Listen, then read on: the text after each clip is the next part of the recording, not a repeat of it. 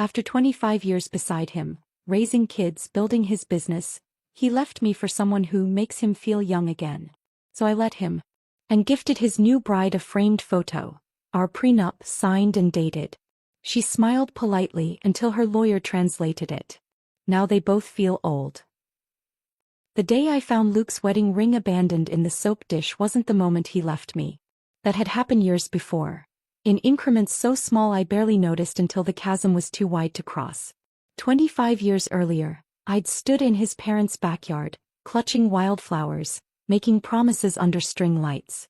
Luke had gripped my hands with such certainty, his eyes reflecting dreams only we could see. We were 23, broke but ambitious. Our wedding cost $427 including the dress. "We're going to build something incredible together," he'd whispered that night as we lay on a borrowed mattress in our first apartment. The next morning, I helped him unpack cardboard boxes in the garage his uncle had rented to us at a discount. Shelving units from salvage sales. A desk rescued from a campus dumpster. His mechanical engineering degree hung proudly alongside my business certificate. "Patent manufacturing solutions," he'd said, tracing the words on a napkin sketch while I made coffee in our hot plate kitchenette. PMS for short. "Terrible acronym," I laughed. "Let me work on the branding."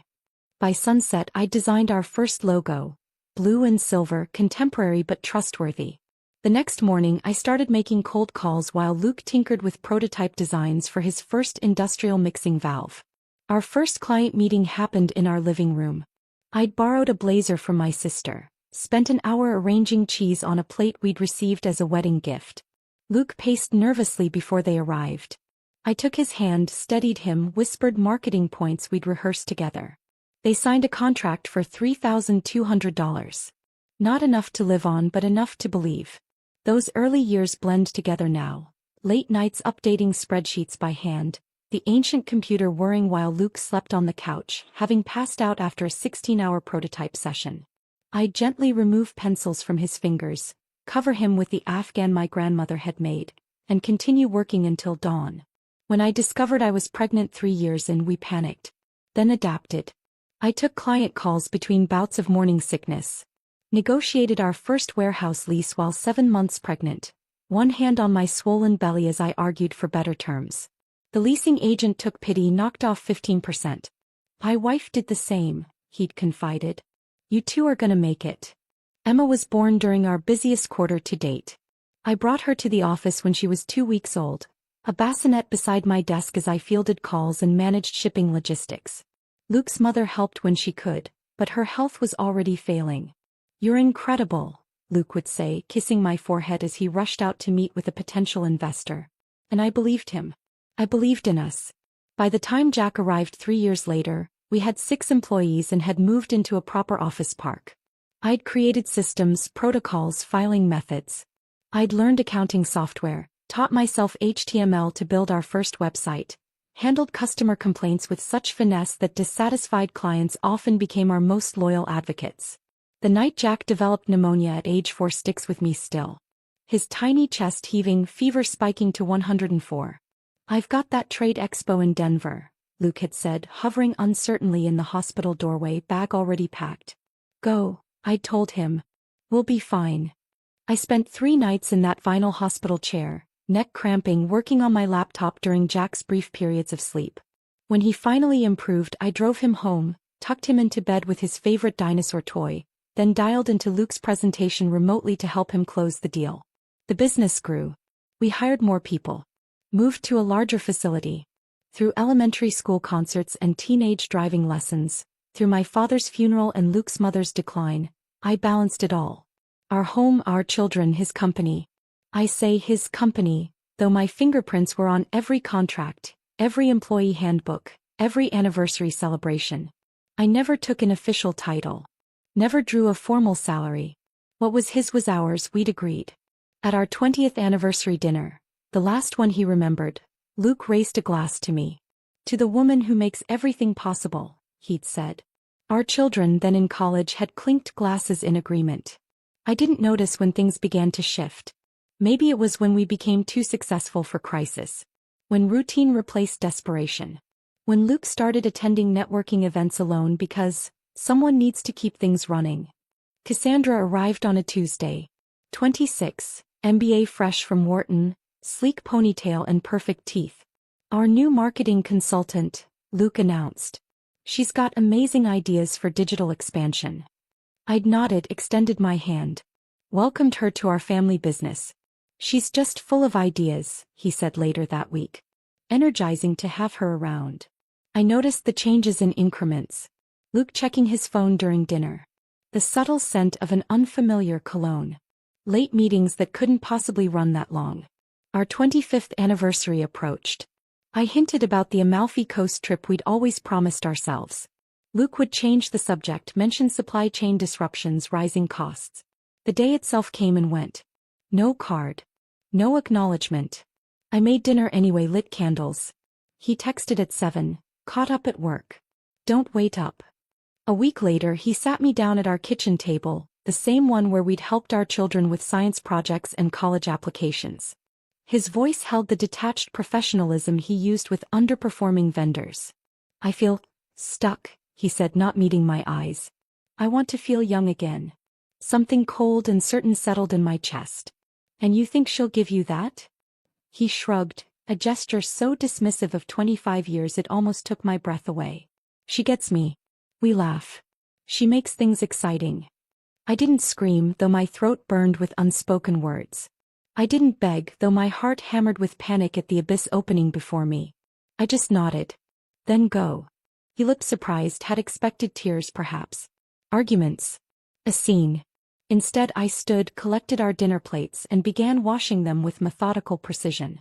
Because in that moment I remembered something he had clearly forgotten. 25 years ago, on the day before our wedding, his father had insisted on protection. Just business, he'd said, pushing papers across his home office desk. You'll thank me someday if things go south. Luke had signed without reading, eager to rejoin the rehearsal dinner festivities. I'd read every line while he scribbled his signature. Then I'd taken my copy, had it notarized and locked it away, just like everything else I secured for our future. As Luke packed his things that night, I watched silently from the doorway of the bedroom we'd shared for a quarter century. He avoided my eyes, mumbled something about lawyers keeping things civil. I simply nodded, already calculating my next moves with the same precision I'd applied to building his empire. Our empire. Mine now. The morning after Luke left, I woke before dawn, a habit from decades of early starts to prepare for his day before mine. The house echoed with absence. I made coffee for one, sat at our kitchen island and opened my laptop. First I changed all my passwords. Then I created a spreadsheet, methodical, organized, just as I'd managed our household and his business for 25 years. This wasn't emotion. This was strategy. When Emma called later that day, concern saturating her voice, I kept my tone measured. Your father and I are taking some time apart, I said, stirring soup I had no intention of eating. Mom, are you okay? Do you want me to come home? My daughter, always the protector. I'm fine, sweetheart. Focusing on next steps. I didn't mention Cassandra. Didn't need to burden my children with their father's midlife cliché. Jack called an hour later. He knew more. Luke had already reached out to explain things man to man. My son's fury burned through the phone line. I'm coming over. I'll help you fight this. No fighting necessary, I assured him. I'm handling it. When our mutual friends called with awkward condolences, I responded with dignified brevity. These things happen, I'd say. We're working through it amicably. Luke returned for his things 3 days later. I made myself scarce, leaving the house while he packed his designer suits, leather-bound books, and framed industry awards. He left behind anything requiring emotional labor. Photo albums, children's keepsakes, even the dog. Will you be okay with Rusty? He texted afterward. Our 12-year-old retriever that I'd fed, walked, and taken to vet appointments while Luke traveled. We'll manage, I replied, just as we always had. When his lawyer contacted me, I responded with gentle deference. I don't want conflict, I told the woman on the phone, her voice sharp with professional detachment. Let's make this as smooth as possible. She seemed relieved, had clearly expected hysterics from the abandoned housewife.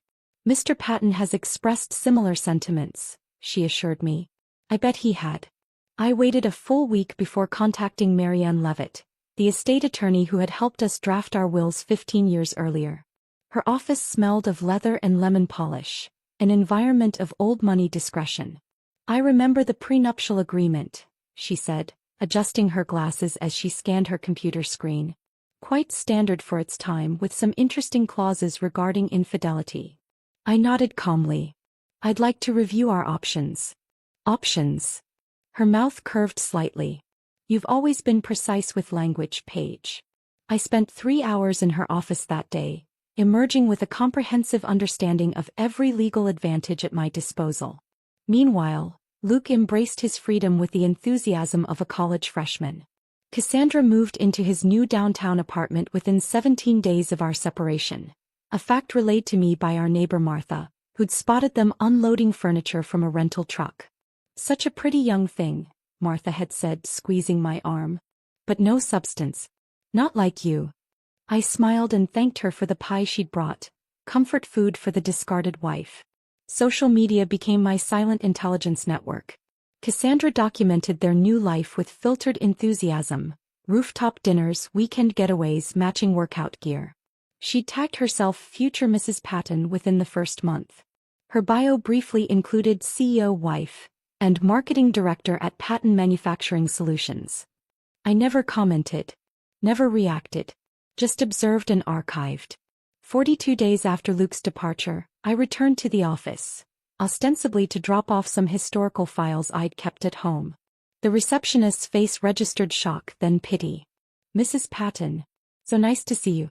Should I let Mr. Patton know you're here?" "No need to disturb him," I said, placing the box on her desk. "Just returning company property." As I waited for the elevator, Cassandra emerged from what had been my office. She wore a cream blazer I recognized from her Instagram, captioned, "Power moves just last week." Our eyes met briefly before hers skittered away, her shoulders stiffening. I glimpsed her behind my old desk, fingertips trailing possessively across the surface where I'd once planned our company's entire supply chain reorganization. She flipped through vendor files with casual entitlement, speaking into a headset with exaggerated authority. On my way out, I nodded politely to longtime employees who couldn't quite meet my gaze. Their discomfort was telling. The office atmosphere had shifted. The divorce proceedings began formally the following week. Luke's initial offer came through his attorney, division of our personal assets, but the business remained entirely his. "I want to be fair," he said during our one direct conversation, seated across from me at a sterile conference table. "You deserve something for your contributions." I noted his hesitation, the slight diminishment of 25 years of partnership. "Of course," I replied, hands folded neatly. "Let's keep it amicable." His relief was palpable. He'd expected screaming, tears, revenge fantasies. Not this calm, accommodating woman who seemed eager to move on. The whispers reached me through the grapevine. Cassandra at a ladies' lunch with the younger wives of Luke's business associates. "She's too classy to get messy. That's why he left her." Every night I returned to our family home, the one I'd decorated, maintained, and filled with memories. I slept in our bed, still using only my half out of habit. During the day I established new routines. Coffee with friends who'd remained loyal. Volunteer work at the community center. Daily walks with Rusty along the lake. I declined invitations to events where they might appear. Removed myself from business functions where awkwardness would prevail. I became, in everyone's eyes, the dignified ex, gracefully fading into the background. Meanwhile they flourished publicly. Purchased a country property with expansive grounds and a charming guest house. Cassandra posted virtual tours, reclaimed wood beams, custom marble countertops, his and hers offices overlooking a private pond. I never commented. Never corrected the narrative forming around us. The successful businessman upgrading to a younger model, the devoted wife stepping aside with grace. Said I prepared. I retrieved the original prenuptial agreement from my safety deposit box, Luke's hasty signature clearly visible on the final page, including the clause regarding infidelity and business assets. I made 3 notarized copies. I consulted with Marianne Levitt weekly, compiling documentation of every company decision in which I'd played a central role. I scheduled meetings with the bank, removed my name from joint credit accounts that carried significant debt. I transferred funds from our shared emergency account, accumulated through my careful budgeting, into my personal holdings. The mortgage to our family home? Solely in my name since refinancing 5 years earlier when Luke had been traveling during the closing. His luxury car? Leased through a business account requiring my signature as a guarantor. But the true revelation waited in that prenuptial agreement. A clause Luke had never bothered to read, assuming his father's lawyer had protected only his interests. In reality, the document secured my claim to the business in the event of his infidelity. Our business. My business now. And soon Cassandra would discover exactly what she had married. A man with charm, social connections, and absolutely nothing else. The trap had been set 25 years ago. I simply needed to let him walk into it. The wedding invitation arrived on a Tuesday, nestled among bills and grocery flyers like it belonged there. Thick cream cardstock with gold foil lettering. Luke and Cassandra cordially invite you to share in their joy. I held it between 2 fingers, marveling at the audacity. Our divorce wasn't even finalized. My attorney assured me it wasn't illegal, just breathtakingly tactless. Jack called that evening, voice tight with outrage. Did you get it? The invitation. I did, I replied, stirring pasta I was actually hungry for. A new development. It's disgusting. Emma and I aren't going. That's your choice, I said, keeping my tone neutral. But don't burn bridges on my account. My son's silence spoke volumes. Mom, how are you so calm about this? I smiled, though he couldn't see it. Because I'm playing chess, not checkers. The wedding was scheduled for the 3rd weekend in May. A garden ceremony at the country club where Luke had recently purchased a membership. According to the society page announcement, it would be an intimate affair celebrating new beginnings. Cassandra's social media told a different story. Extensive floral arrangements, custom monogrammed napkins, a 7-tier cake. She tagged multiple posts with hashtag Future Mrs. Patton and hashtag SecondChanceLove. Each carefully staged photo featured Luke looking uncomfortable in his happiness, like a man smiling through a dental procedure. I sent my regrets via the RSVP card. In the additional notes section, I simply wrote congratulations. Let them wonder at my sincerity. 2 days before the ceremony, I visited Cartwright & Sons, a high-end framing shop downtown that had been in business since my grandparents' era. Mr. Cartwright himself assisted me, a dignified gentleman who addressed me as Mrs. Patton without awkwardness or pity. Something elegant but substantial, I told him, sliding the document across the counter. He glanced at it, then at me, a flicker of understanding passing behind his professional demeanor. Silver, I think. With archival quality glass and backing. Perfect, I agreed. And gift-wrapped, please. When I returned to collect it the following afternoon, the result exceeded my expectations. The prenuptial agreement looked almost regal behind museum-quality glass, the silver frame catching light from multiple angles. Mr. Cartwright had added a subtle matte in eggshell that made the document pop. Luke's signature stood out prominently at the bottom, next to the notary's official seal. Beautiful work, I told him. It's not often I frame legal documents, he replied, carefully securing the package in silver paper and a white satin ribbon. But this one seemed significant. I nodded. More than you know. The day of their wedding dawned clear and temperate, the kind of perfect May weather that costs extra. I spent the morning in my garden, replanting perennials and pruning rose bushes that had survived decades of Michigan winters. There was something cathartic about digging my hands into the soil, creating space for new growth. At precisely noon, a courier arrived at my door. Clean-cut, professional, with a clipboard requiring my signature. Special delivery for the Patton-Whitaker wedding, I confirmed, handing him the silver package along with a generous tip. Any message with this, ma'am? He asked. I shook my head. The gift speaks for itself. 4 hours later, my phone pinged with a notification. Cassandra had gone live on Instagram, something she did regularly, curating her perfect life for eager followers. I clicked, curious despite myself. The camera panned across manicured grounds, white chairs arranged in neat rows, floral arrangements in blush and cream. Guests mingled with champagne flutes, the women in pastel dresses, the men in summer suits. The video captured their ceremony briefly. Vows exchanged beneath a flower-draped pergola, a kiss that lasted slightly too long for public consumption. Then the reception. Tables under string lights. A jazz quartet. The cake cutting approaching. I set my phone aside and poured a glass of the Bordeaux I'd been saving for a special occasion. This qualified. At 7:43 p.m. my doorbell rang. Emma stood on the porch, still wearing her bridesmaid dress. A compromise she'd made after fierce negotiations with both me and her father. "You need to see this," she said, striding past me into the living room. She pulled up a video on her phone. Not the polished livestream, but shaky footage captured by someone inside the reception.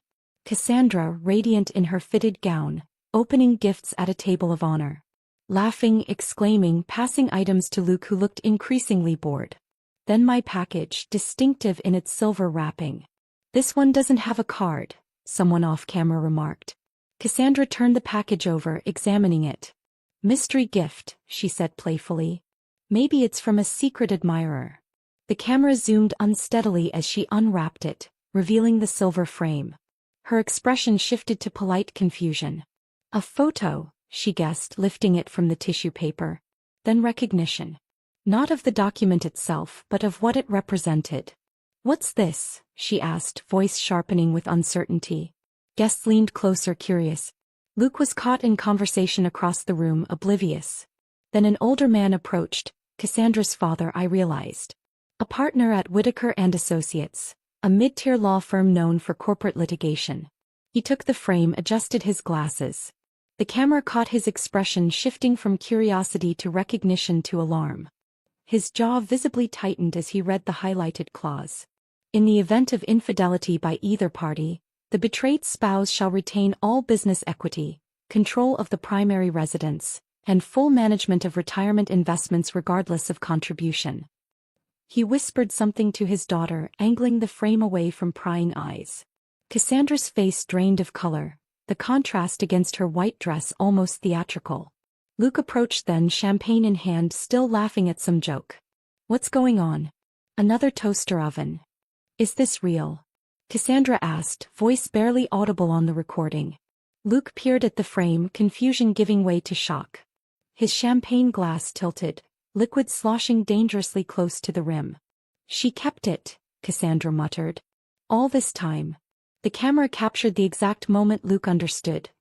His features collapsing like a building during demolition, controlled but catastrophic. Around them, guests sensed the shift. Conversations quieted. The quartet played on, oblivious.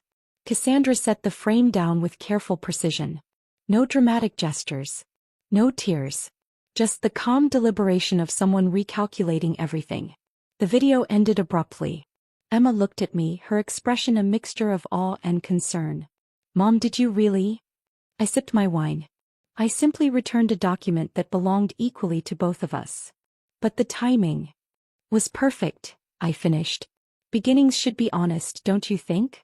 After Emma left, I poured another glass and sat on the back porch, listening to crickets emerge in the gathering twilight. Rusty dozed at my feet, gray muzzle twitching with dreams. My phone lit up at midnight. Luke's name appeared for the first time in months. Why no? 2 words that contain volumes. Anger, shock, accusation. I considered ignoring it. Considered a dozen cutting responses. Instead, I typed the simple truth. "I wanted you both to start your future fully informed." I set my phone to silent and went to bed. For the first time since he'd left, I stretched across to his side, claiming the entire mattress. I slept dreamlessly, deeply, without waking until morning light filtered through curtains I'd finally changed to colors I preferred. Tomorrow the legal proceedings would begin in earnest. The company transfers. The asset evaluations. The conversations with employees and vendors. But tonight was for savoring the perfect delivery of the gift I'd kept safe for 25 years. Morning arrived with my phone displaying 4 missed calls from Luke, all between 6:17 and 6:42 a.m. No voicemails. No texts beyond last night's terse question. Just desperate attempts to reach me before business hours. I brewed coffee, took Rusty for his morning walk, and dressed carefully. Charcoal pencil skirt, cream blouse. The pearl earrings I'd bought myself for our 20th anniversary. Professional armor. By 9 a.m. Marianne Levitt had already emailed. "It's begun." Their attorney called. Contesting validity of prenuptial agreement on grounds of duress and unreasonable terms. Standard tactics. Nothing to worry about. Meeting at 2. I confirmed the appointment and drove to the local bakery, the one that had provided treats for company milestones and family celebrations for 2 decades. The owner, Elena, greeted me with her usual warmth but added unusual deference. Word had spread.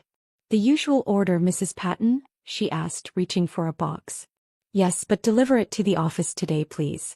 The main conference room at 11. She nodded, understanding perfectly. Special instructions? Just the company logo. The original one. While sipping tea in the bakery's corner table, I checked social media. Cassandra had emerged from her wedding disaster with manufactured resilience. A filtered sunset photo appeared on her account, golden light strategically blurring her expression. Her caption read, "New beginnings are still beginnings." I noticed smaller changes too. Her bio streamlined, professional credentials emphasized. Marketing executive remained. Future Mrs. Patton stayed. But CO wife had disappeared like it had never existed. My phone buzzed with a text from Jennifer, Luke's executive assistant for the past 8 years. A woman who had witnessed our partnership from the inside, ordering anniversary gifts on Luke's behalf when he forgot. Board members asking questions. Al says it's a misunderstanding. Meeting called for Thursday. Thought you should know. I thanked her for the information, knowing her career now balanced precariously between old loyalties and new realities. By Monday the situation had accelerated. Marianne called while I was deadheading roses in the garden. "Cassandra Whitaker has retained Goldstein and Associates," she said without preamble. Her father apparently recommended them. Smart move but not unexpected. "What's their angle?" I asked, snipping a faded bloom with perhaps more force than necessary. "Standard approach, claiming the prenup is outdated, unconscionable given current circumstances, potentially signed under duress." Marianne's tone remained unruffled. "Nothing we haven't anticipated." Susan Chin, who'd served on several community boards with me, called that afternoon, ostensibly about the hospital fundraiser but clearly fishing for details. "I heard there was quite a scene at the wedding," she ventured after exhausting legitimate committee business. "Did you?" I kept my voice neutral.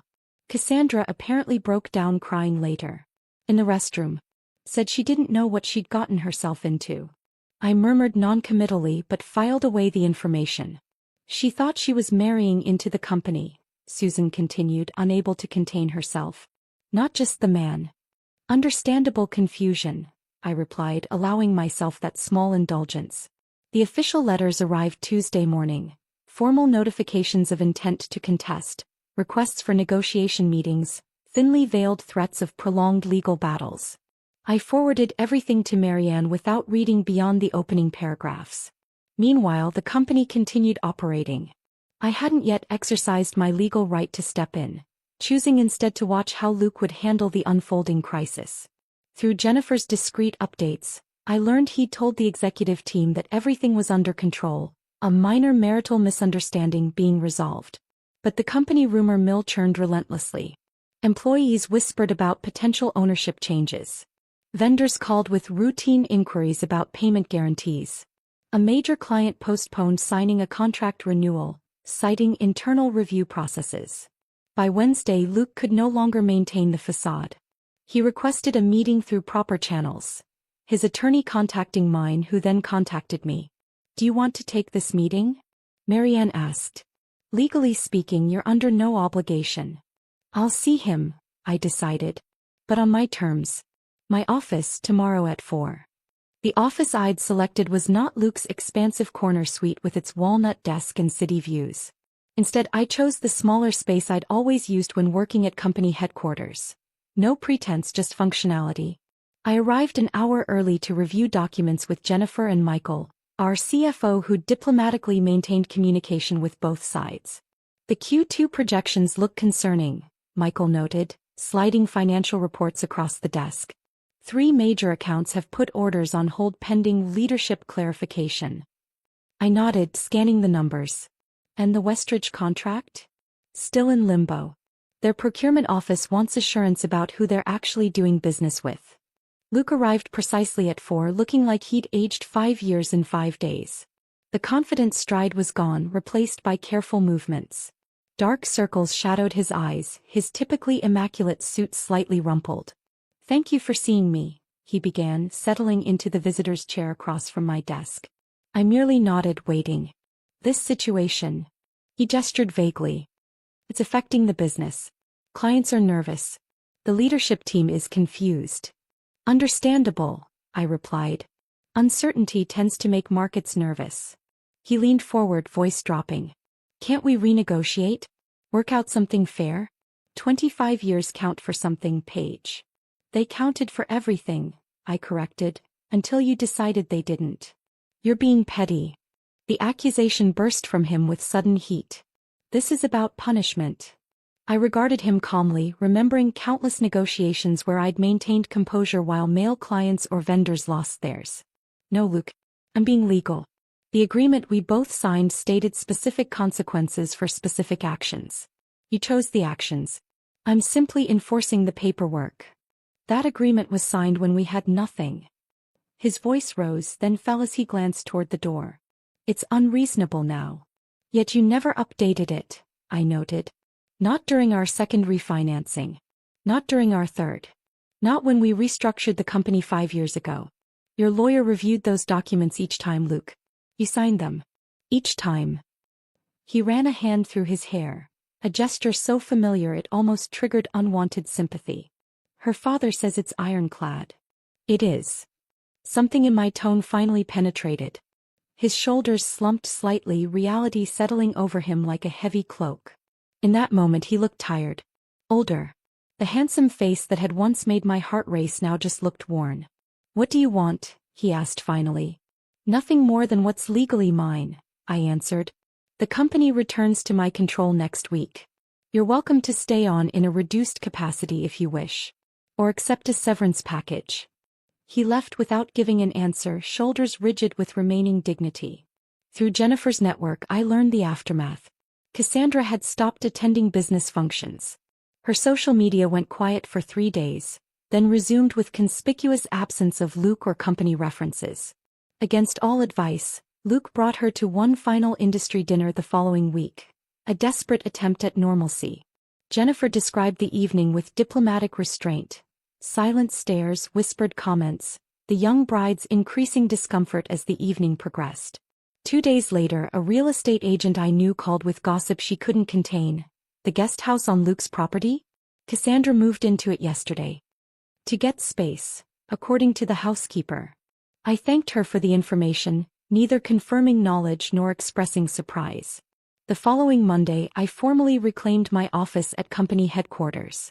Same desk, different nameplate. Paige Patton, Chief Executive Officer. No fanfare, no announcement.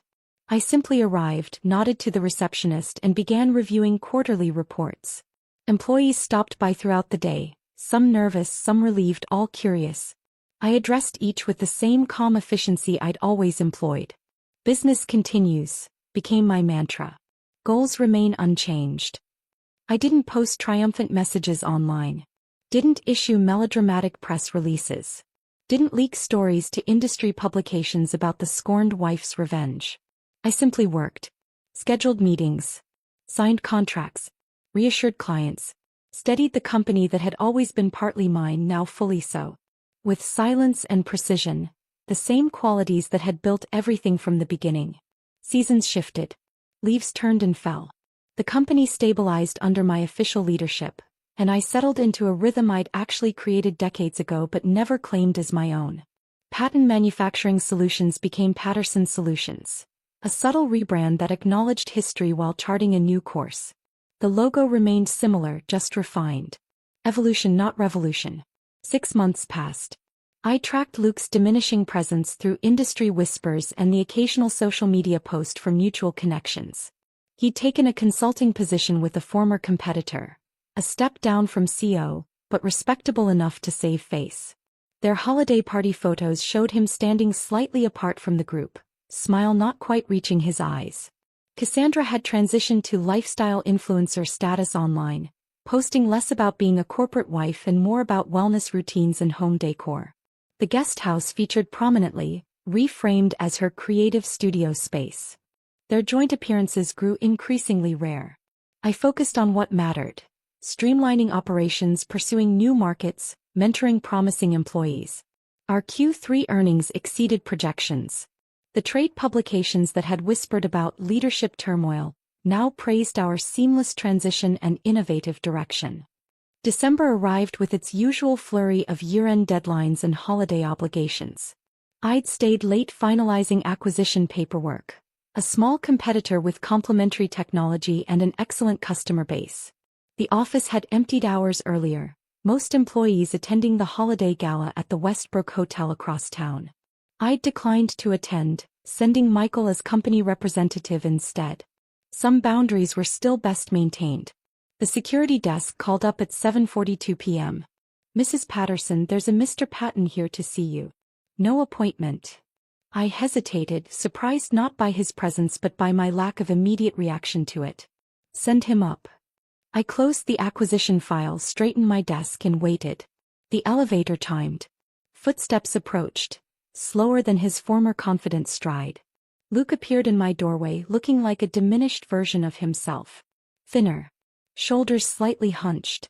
The expensive suit hanging just loosely enough to notice. "Can I talk to you?" he asked, hovering at the threshold as if uncertain of his welcome. I nodded, gesturing to the visitor's chair, a reflex from 25 years of accommodating his presence. He sat carefully, glancing around the office I'd redesigned. The walnut panels replaced with lighter wood. His sailing trophies gone from the credenza, replaced by industry awards bearing the company name rather than his. Family photos still present, but arranged differently, focusing on the children as adults rather than the four of us as a unit. "You've changed things," he observed. "Updated them," I corrected. He nodded, then fell silent, seemingly lost in how to begin a conversation he'd clearly rehearsed. "Is this about the Merriweather account?" asked finally. "Because Michael already—" "No," he interrupted. "Nothing like that. This isn't business." He paused. "Well, it is. But it's not." I waited, unwilling to make this easier for him. "I didn't think you'd actually go through with it," he said finally. "Taking the company. Enforcing the prenup. I thought it was a power play. A negotiating tactic." "Because you still think I'm weak," I replied, the observation calm, not accusatory. "No," he shook his head. "Because I never thought you cared about power. You always seemed content letting me be the face of everything." "Seeming content and being content are different things," I said. "But you're right about one thing, I never cared about power. I cared about what we built." His gaze tracked around the office again, taking in the subtle transformations. The conference room visible through the glass wall where my leadership team had gathered earlier, the new company logo embossed on presentation folders, the industry award we'd received last month under my direction. "My team," I said, following his gaze. "My decisions. My presence." Something shifted in his expression, recognition dawning slowly, painfully. "You were the best part of all of this," he admitted, voice rough with an emotion I couldn't quite identify. "The foundation. The reason any of it worked. And now you're not part of it at all," I observed. He exhaled slowly, hands resting on his knees. "Cassandra wants out," he said finally. "She's been talking to divorce attorneys. Says she didn't sign up for this." He gestured vaguely, encompassing his diminished circumstances. "No," I agreed. "She signed up for what I built. You gave it to her empty." His eyes reddened, a vulnerability I'd rarely witnessed during our marriage. "I was stupid," he whispered. "You were selfish," I corrected, not unkindly. "Stupid would have been if I had stayed silent." He nodded, accepting the distinction without argument. We sat in silence for a moment, the distant hum of the heating system the only sound in the empty office. "Do you know what hurts the most?" he asked finally. "Not the money or the company or even the humiliation. It's that I threw away the person who knew me best. Who built everything with me." I said nothing, allowing him the realization without relieving its weight. "She doesn't even like jazz," he said suddenly. "I took her to Montreux last month. That festival we always talked about attending. She was bored after 20 minutes. Spent the evening on her phone." I almost smiled at the absurdity, this small detail somehow embodying the entirety of his miscalculation. "Emma's engaged," I said, changing the subject. "She's telling everyone at Christmas." That's wonderful, he replied, genuine despite his surprise at being excluded from the knowledge. Jack. Starting his residency in July. Pediatric oncology. He nodded, pride and loss battling visibly across his features. I've missed so much, he murmured. And for what? The question hung between us, rhetorical yet demanding an answer neither of us could provide. Can we be friends? He asked finally, leaning forward slightly. Find some way back to something, I don't know. Something better than this. I studied him, this man I'd loved since I was 23. This man I'd built a life and business alongside. This man who'd discarded it all for the illusion of recaptured youth. Luke, I said gently, you were my entire life. Now you're just a signed contract I executed. The words landed with quiet finality. No malice. No triumph. Just truth. He absorbed them, nodded once and stood. No counterarguments. No pleas. Perhaps the first time in our relationship he'd accepted my boundary without negotiation. Luke walked to the door, paused as if to say something more, then continued without turning back. That was our real divorce. Not the papers filed months earlier. Not the division of assets. Not the wedding gift that exposed the truth. Just this moment of absolute clarity. No courtroom required. No shouting necessary. Reality standing firmly between us. I sat in my office, truly mine now, long after the elevator timed his departure. Not crying. Not celebrating. Just acknowledging the closing of a chapter 25 years in the writing. I didn't need revenge. Had never wanted it, really. Just a well-documented memory and good lighting to frame it. That night I moved the framed prenuptial agreement from my study to the company archives. Not hidden away but properly filed among other historical documents. Evidence of origins, not weapons for ongoing battles. The war after all was over. Both sides had lost something. Both had gained something else. And in the mirror of his final recognition, I'd found something I hadn't expected. Not satisfaction at his regret, but liberation from needing it at all. Spring arrived, bringing with it a sense of renewal that felt earned rather than cliched. I planted new varieties in the garden, not replacing the perennials Luke and I had selected together over decades, but adding complementary colors and textures. Evolution, not erasure. The house I'd maintained for most of my adult life now truly became mine. I repainted the living room the shade of blue I'd always preferred but Luke had found too dark. I converted his home office into a reading nook with the oversized chair I'd coveted from a design magazine. Small changes, significant only to me, which made them all the more meaningful. It's quiet now but not lonely. The silence carries possibility rather than absence. Emma visits most Sundays, sometimes with her fiancé Mark, a kind architect with thoughtful eyes who asks about the structural details of our century-old home. Jack calls twice weekly from his hospital residency, his voice tired but fulfilled as he describes patients who break and mend his heart daily. They're both careful never to mention Luke unless I bring him up first. A boundary I appreciate but have begun gently dismantling. Their father remains their father despite everything. Compartmentalization serves no one in the long term. 3 months after Luke's office visit, I received an unexpected call from Marjorie Holt, Dean of Business at the local community college. We've developed a mentorship program, she explained. For women re-entering the workforce after major life transitions. Your name came up repeatedly as someone who understands both business acumen and personal reinvention. I laughed softly. Is that what I've done? Reinvented myself. You've reclaimed yourself, she corrected. There's a difference. The program launched in summer. 12 women conference room Tuesday evenings. Most over 40, some approaching 60. Divorced, widowed, laid off, or simply tired of supporting husbands' dreams at the expense of their own.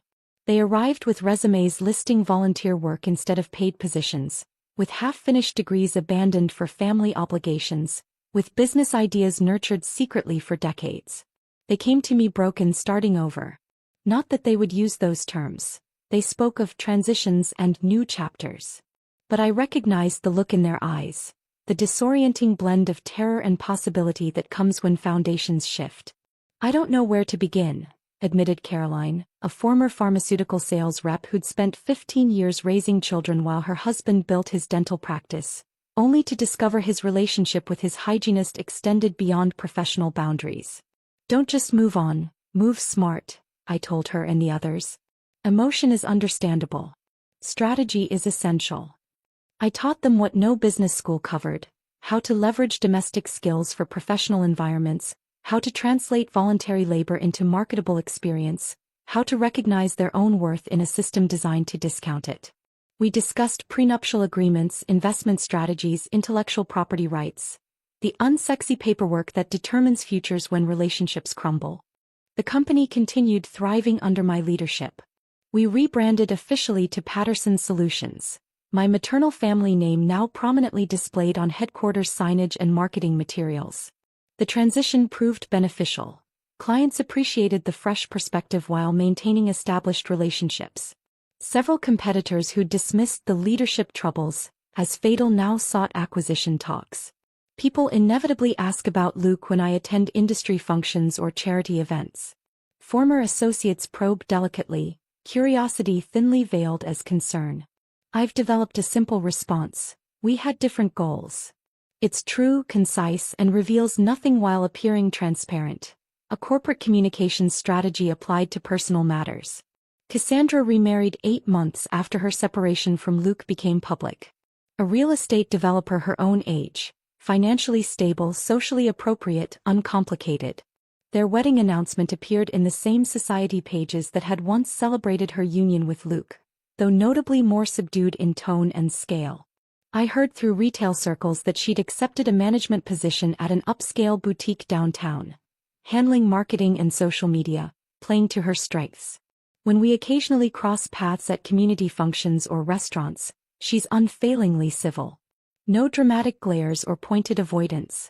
Just the measured courtesy of two adults who recognize that small towns require peaceful coexistence.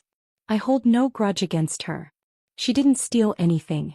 He gave it away. She simply accepted what was offered without questioning its provenance or sustainability.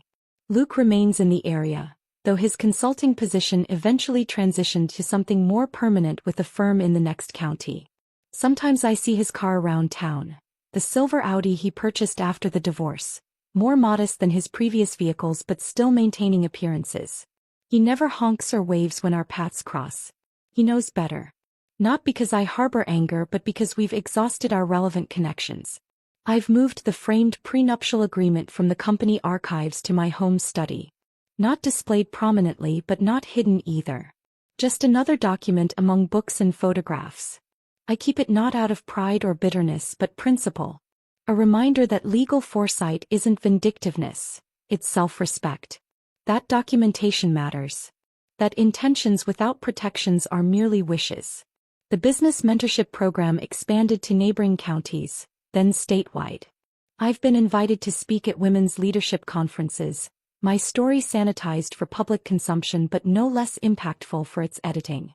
I emphasize practical protection over emotional narratives, though both have their place. The biggest myth they sell us, I tell my students, is that wives are disposable. That our contributions are supporting roles rather than foundational elements. That we are participating in someone else's story rather than co-authoring a shared narrative. In retrospect, the truth seems so obvious. I was the architect of the life Luke claimed as his achievement. He was merely the tenant, occupying space I designed and maintained. And Cassandra? She was neither villain nor victim, but the final proof that men like Luke only learn when the ink dries on consequences they never bothered to read. I didn't destroy them or their relationship. I didn't manufacture drama or orchestrate revenge. I simply enforced what was already written, what had always been there had Luke ever bothered to look. Last month, Emma announced her pregnancy at our regular Sunday dinner. As conversation bubbled around potential names and nursery colors, she asked an unexpected question. "Mom, would you consider being my business partner? I want to open that interior design firm we've talked about, but I'll need help with the business side. Especially after the baby comes." "You don't need me," I said automatically. "You've got your degree, your experience." "I want you," she interrupted. "Not because I need training wheels but because we'd be good together. Different strengths, shared values." I considered her offer, recognizing it for what it was. Not a request for help but an invitation to partnership. An equal collaboration from inception, documented and acknowledged. Yes, I said. But with one condition. Everything in writing from day one. He smiled, understanding completely. I wouldn't have it any other way. So now I begin again. Not returning to the starting line, but creating an entirely new course with the wisdom of experience and the freedom of choice. A life not built around someone else's dreams or dismantled by someone else's decisions. A life I actually chose. If this tale of calculated patience and prenuptial precision had you on the edge of your seat, subscribe now to never miss another story of well-deserved comeuppance. My favorite part was when Paige delivered that elegantly framed prenup to the wedding reception, watching the dominoes fall from a distance. What was your favorite moment from Paige's masterclass in dignified revenge?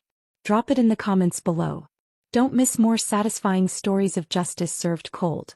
Hit that notification bell so you'll be first to see when we post our next video.